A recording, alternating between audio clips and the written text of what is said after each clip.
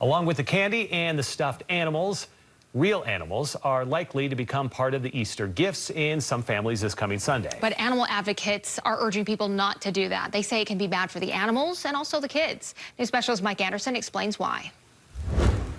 Yeah, some of those animals may end up at shelters, but a lot of those ducks end up dumped at ponds like this one. And animal advocates say it can be a death sentence, that domesticated animals aren't ready to survive in the wild. Rayanne Christensen never intended to care for so many ducks. I love all animals. Until she realized there was a need.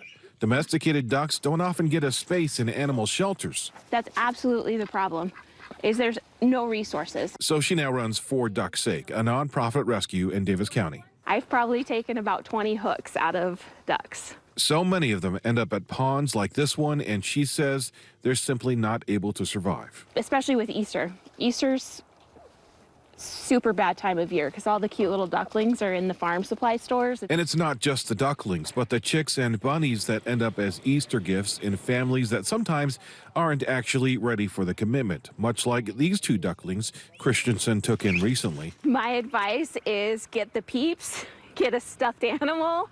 Like, please do not get live animals as Easter gifts. The Utah State University School of Veterinary Medicine is adding to that plea tonight.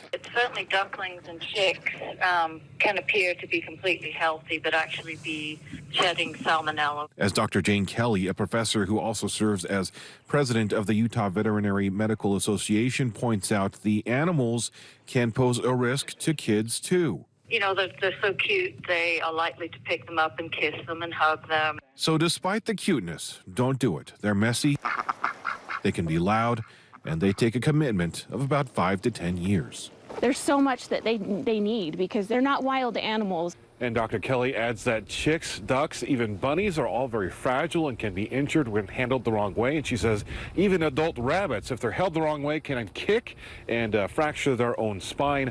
All reasons to look into what you're actually getting into. Mike Anderson, KSL 5 News.